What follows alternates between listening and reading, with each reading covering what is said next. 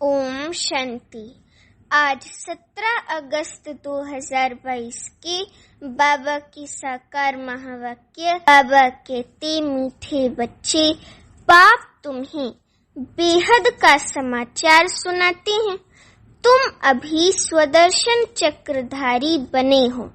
तुम्हें 84 जन्मों की स्मृति में रहना है और सबको ये स्मृति दिलानी है। प्रश्न है, शिव बाबा का पहला बच्चा ब्रह्मा को कहेंगे, विष्णु को नहीं, क्यों? उत्तर है, क्योंकि शिव बाबा ब्रह्मा द्वारा ब्राह्मण संप्रदाय रचते हैं। अगर विष्णु को बच्चा कहें तो उनसे भी संप्रदाय पैदा होनी चाहिए, परंतु उनसे कोई संप्रदाय होती नहीं। विष्णु को कोई मम्मा बाबा भी नहीं कहेंगे। वे जब लक्ष्मी नारायण के रूप में महाराजा महारानी हैं, तो उनको अपना बच्चा ही मम्मा बाबा कहते। ब्रह्मा से तो ब्राह्मण संप्रदाय पैदा होते हैं। गीत है, तुम ही हो माता पिता तुम ही हो बंधु सखा तुम ही हो साथी तुम ही सहारे, कोई ना अपना सिवा तुम्हारे। अब बाबा कहते, ओम शांति। बाप बैठ बच्चों को समझाते हैं कि कोई गुरु गोसाई ऐसे नहीं कह सकते कि बाप बैठ बच्चों को समझाते हैं। बाप बच्चों को क्या समझाएंगे? कौन सा बाप है? ये तो सिर्फ तुम समझते हो और कोई सत्संग में ऐसे कह नहीं सकते। भल बाबा साईं मेहर बाबा कहते हैं, परंतु वो लोग कुछ भी समझते नहीं। जो बोले, तुम जानते हो ये बेहद का बाप है, बेहद का बाप है, बेहद का बाप है, बेहद का समाचार सुनाते हैं। एक होता है हद का समाचार, दूसरा होता है बेहद का समाचार। इस दुनिया में कोई जानते ही नहीं। बाप कहते हैं कि तुमको बेहद का समाचार सुनाते हैं, तो तुमको सृष्टि के आदि मध्य अंत का ज्ञान बुद्धि में आ जाता है। तुम जानते हो बरोबर बाप ने अपना परिचय दिया है और सृष्टि चक्र कैसे फिरता है वे भी यथार्थ रीति समझाया है। उसे समझकर हम औरों को समझाते हैं। बीज को, जो सृष्टि चक्र है, सृष्टि रूपी झाड़ है, उसके बीज को परम पिता परमात्मा व बाप कहते हैं। हम हैं उनके बच्चे, आत्माएं। तुम बच्चों की बुद्धि में है कि हम आत्माएं परमात्मा की संतान हैं। परम पिता परमात्मा परम धाम में रहने वाले हैं। परम पिता परमात्मा कहाँ रहने वाले? परम धाम में रहने वाले हैं। उन्होंने मूल वतन परम धाम का समाचार समझाया है। कैसे ये सारी माला बनती है? पहली बाप समझाती हैं, मैं तुम्हारा बाप हूँ और मैं परम धाम में रहता हूँ। मुझे ही नॉलेजफुल ब्लिसफुल कहते हैं। मैं आकर तुम आत्माओं को पवित्रता सुख शांति का वर्षा देता हूँ, जो कि ईश्वर की बादशाही का वर्षा है। सुख शांति का वर्षा देता हूँ। बच्चों की बुद्धि में ये फिरता रहता है, हम असल में कहाँ के रहने वाले हैं। हम सभी आत्माओं को भी पार्ट बजाना है। पार्ट का राज कोई भी समझ नहीं सकते हैं, सिर्फ कहते रहते हैं पुनर्जन्म लेंगे। आत्मा इतने जन्म लेती है, कोई 84 लाख जन्म कहते। कोई को समझाओ तो समझ जाते हैं कि 84 जन्म ठीक है। 84 जन्म कैसे लेते हैं, ये बुद्धि में होना चाहिए। बाबा कहते कि बरोबर हम सतो प्रधान थे, फिर सतो रजो तमो में आए हैं। अब फिर संगम पर हम सतो प्रधान बन रहे हैं। ये जरूर तुम बच्चों की बुद्धि में होगा, तब तो तुमको स्वदर्शन चक्रधारी कहा जाता है।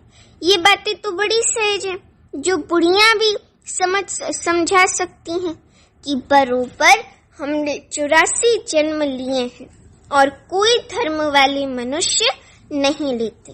ये भी समझाना होता है। अभी बाबा कहते कि अभी हम ब्राह्मण हैं, फिर देवता, क्षत्रिय, वैश्य, शूद्र बनते हैं। ऊंच से ऊंच है शिव बाबा, निराकार परमपिता परमात्मा। ये अभी तुम्हारी बुद्धि में है। ऐसे हम पुनर्जन्म लेते हैं। पुनर्जन्म को तो जरूर मानना पड़े। अब तुमको अपने 84 जन्मों के पाठ की स्मृति आई है। बुढ़ियों के लिए भी ये समझानी बहुत सहज है। तुमको कोई किताब आदि पढ़ने की दरकार नहीं रहती। बाप ने समझाया है कि तुम 84 जन्म कैसे लेते हो। बाबा ने समझाया है कि तुम 84 जन्म कैसे लेते हो। तुम ही देवी देवता थे, फिर 8 जन्म सतयुग में, 12 जन्म त्रेता में, 63 जन्म द्वापर कलयुग में लिए, और ये एक जन्म है संगम युग में सबसे ऊंच। ये एक ब्राह्मण जन्म है सबसे ऊंच, क्योंकि इसी जन्म में हम देवता बनते हैं और हम लक्ष्मी नारायण बनने के लिए पुरुषार्थ करते हैं। तो सहज समझते हो ना। कुरुक्षेत्र की बूढ़ी माताएं भी समझती हो ना। कुरुक्षेत्र का नाम मशहूर है, वास्तव में ये सारा कर्म क्षेत्र है। वे कुरुक्षेत्र तो एक गांव है, ये सारा कर्म करने का क्षेत्र है। ये जो स्थूल लोक है ना, ये हम आत्माएं स्थूल लोक पर आती हैं, ठीक है। और ये स्थूल लोक जो है ये एक कर्म क्षेत्र है। यहाँ हम आत्माएं अपने शरीर द्वारा कर्म करते हैं, है ना। हमने शरीर इसलिए लिया है कर्म करने के लिए, तो ये कर्म क्षेत्र है। इसमें अभी लड़ाई आदि लगी नहीं है। तुम इस सारे कुरुक्षेत्र को जानते हो। बैठना तो एक जगह होता है।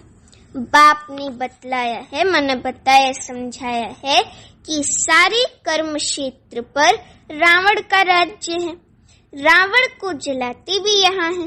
रावण का जन्म भी यहाँ होता है। यहाँ ही शिव बाबा का जन्म होता है। यहाँ ही देवी देवताएं थे। इस भारत में ही देवी देवताएं थी। शिव बाबा का जन्म माना अवतरण होता है, और यहाँ ही देवी देवताएं लक्ष्मी नारायण थे। देवताओं का राज्य था। फिर वही पहले पहले वाम मार्ग में जाते हैं। बाबा भी यहाँ भारत में ही आते हैं। भारत की बड़ी महिमा है। बाप भी भारत में ही बैठ समझाते हैं। बच्चे, तुम 5000 वर्ष पहले आदि सनातन देवी देवता धर्म के थे, राज्य करते थे। उनमें पहले नंबर लक्ष्मी नारायण विश्व पर राज्य करते थे। उसको 5000 वर्ष हुए। उनको विश्व महाराजन, विश्व महारानी कहा जाता था। वहाँ कोई दूसरा धर्म तो है नहीं, तो जो भी राजाएं होंगे वो विश्व के महाराजन ही कहलाएंगे। फिर ये फलाने गांव का, ये फलाने गांव का कहा जाता है। तुम जानते हो हम विश्व का राज्य लेते हैं। जो स्वर्ग की बादशाही का वर्षा है, तो हम पूरे विश्व की बादशाही का वर्षा लेते हैं, तो पूरे विश्व का राज्य लेते हैं। बाप ने समझाया है कि तुम जमुना के किनारे राज्य करते हो, तो बुद्धि में ये याद रखना है कि 4 युग और 4 वर्ण है। 5वां ये लीप युग है, जिसको कोई जानते नहीं। मुख्य है ब्राह्मण धर्म। ब्रह्मा मुख वंशावली ब्राह्मण। ब्रह्मा कब आया? जरूर जब बाप सृष्टि रचेंगे तो पहले ब्राह्मण चाहिए। ये है डायरेक्ट ब्रह्मा की मुख वंशावली। ब्रह्मा है शिव बाबा का पहला बच्चा। क्या विष्णु को भी बच्चा कहेंगे? नहीं, क्योंकि विष्णु जो है वो लक्ष्मी नारायण का संयुक्त रूप है। अगर बच्चा हो तो उनसे भी संप्रदाय पैदा हो, परंतु उनसे तो संप्रदाय पैदा होती ही नहीं। न उनको मम्मा बाबा कहेंगे। वह तो महाराजा महारानी को अपना ही एक बच्चा होता है। ये जो स्थूल लोक है ये कर्म भूमि है। परम पिता परमात्मा को भी आकर कर्म करना पड़ता है। नहीं तो क्या आकर करते, जो इतनी महिमा होती है। तुम देखते हो शिव जयंती भी गाई हुई है। भल शिव पुराण लिखा है, परंतु उसमें कोई बात समझ में नहीं आती। मुख्य है ही गीता।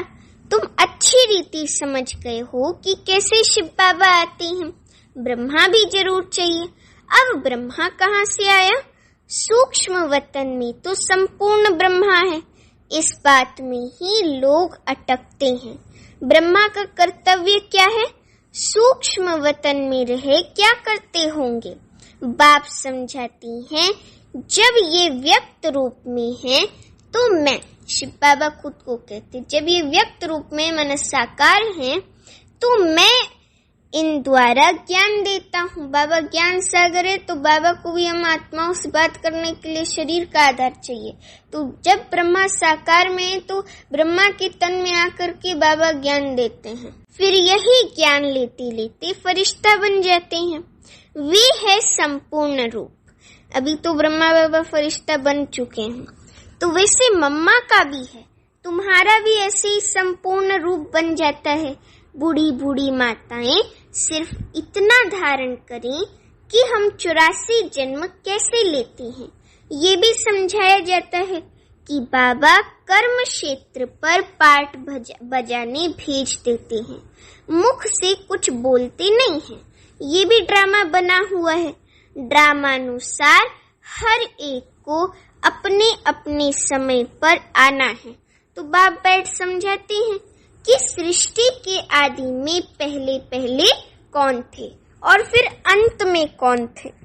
अंत में सारी संप्रदाय जड़ी भूत अवस्था को पाई हुई है।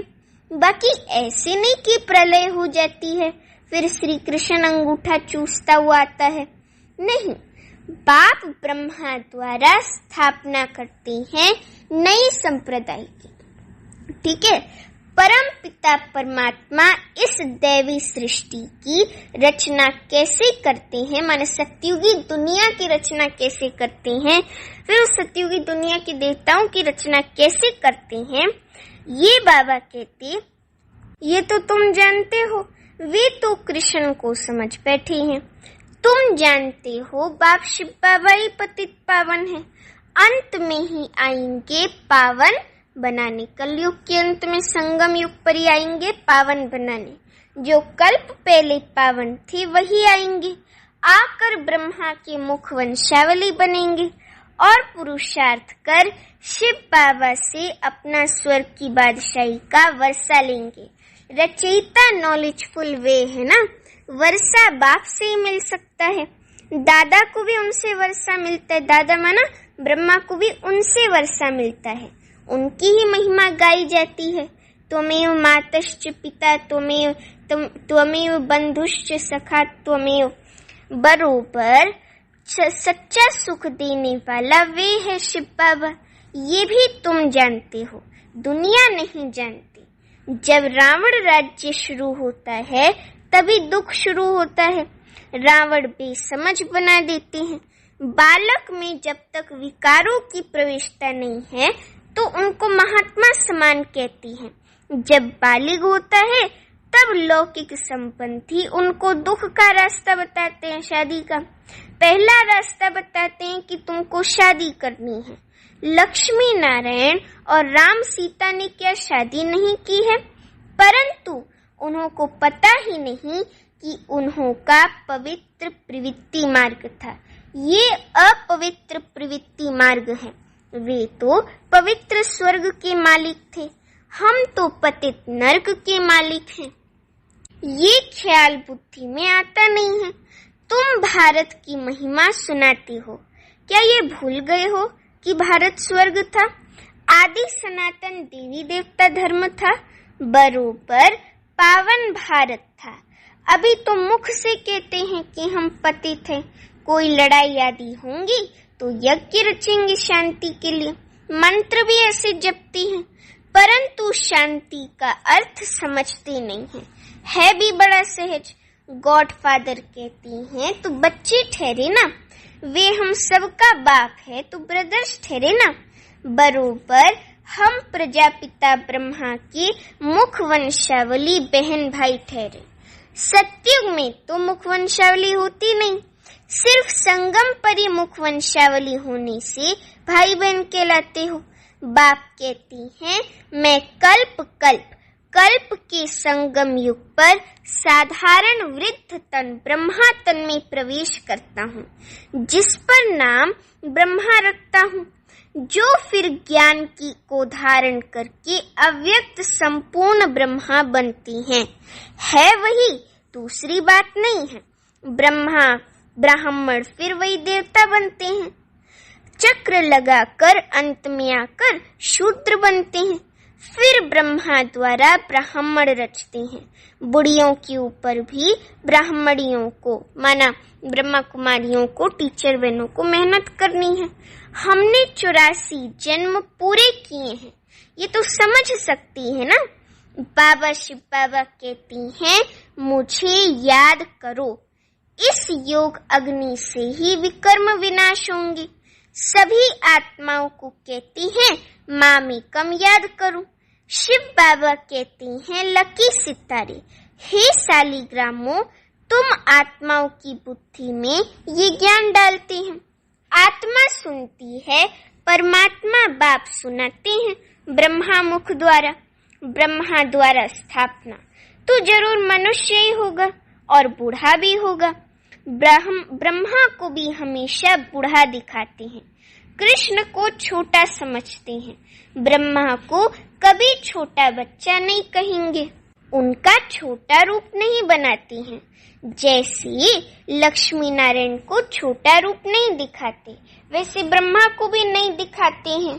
बाप खुद कहती हैं, मैं वृद्ध तन में आता हूँ, तो तुम बच्चों को भी यही मंत्र सुनाते रहना है। शिव बाबा कहती हैं, मामेकम याद करो। शिव को ब्रह्मा को बाबा कहते हैं, शंकर को कभी बाबा नहीं कहते, वे तो शिव शंकर को मिला देते हैं। तो ये बुद्धि में बिठाना है। आत्माओं का बाप अब परम पिता परमात्मा आए हैं, तो ऐसी ऐसी सहज बातें बुढ़ियों को समझानी चाहिए। बाबा प्रश्न पूछते हैं कि आगे तुमको क्या बनाया था, तो इतना तो कहें कि स्वदर्शन चक्रधारी बने थे। बाप को और चक्र को याद करने से तुम रूहानी विलायत में चले जाएंगे। वह फौरन तो दूर देश है ना। हम आत्माएं सब दूर देश परम धाम में रहने वाली हैं।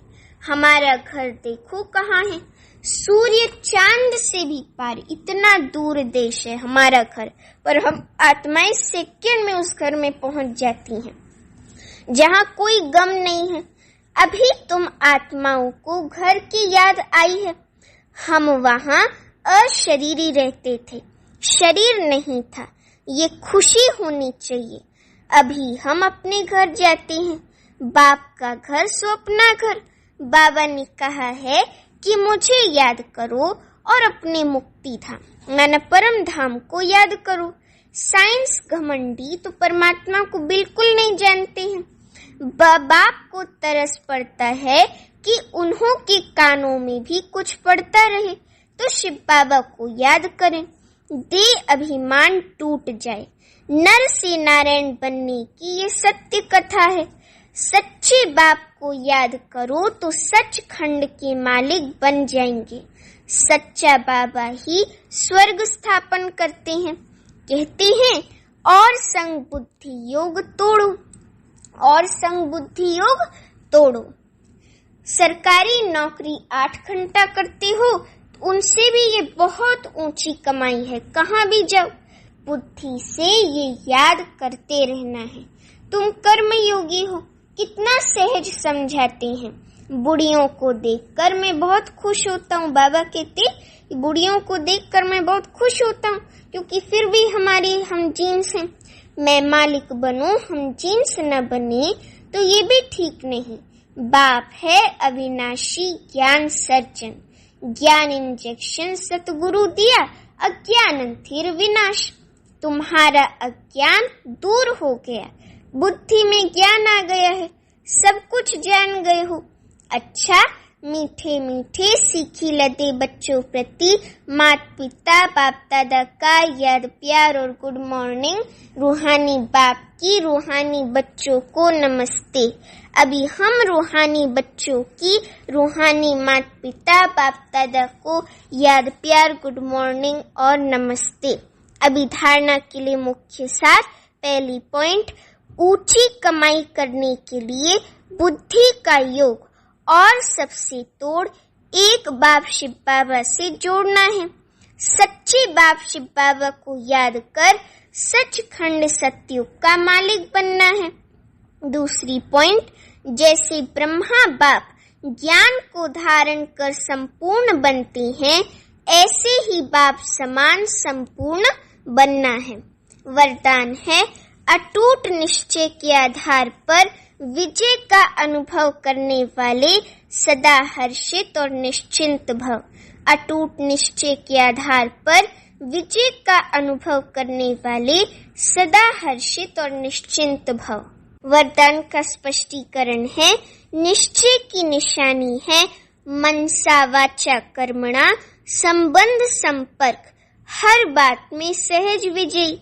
जहाँ निश्चय टूट है वहाँ विजय की भावी टल नहीं सकती। ऐसी निश्चय बुद्धि ही सदा हर्षित और निश्चिंत रहेंगे। किसी भी बात में ये क्या क्यों कैसे कहना भी चिंता की निशानी है।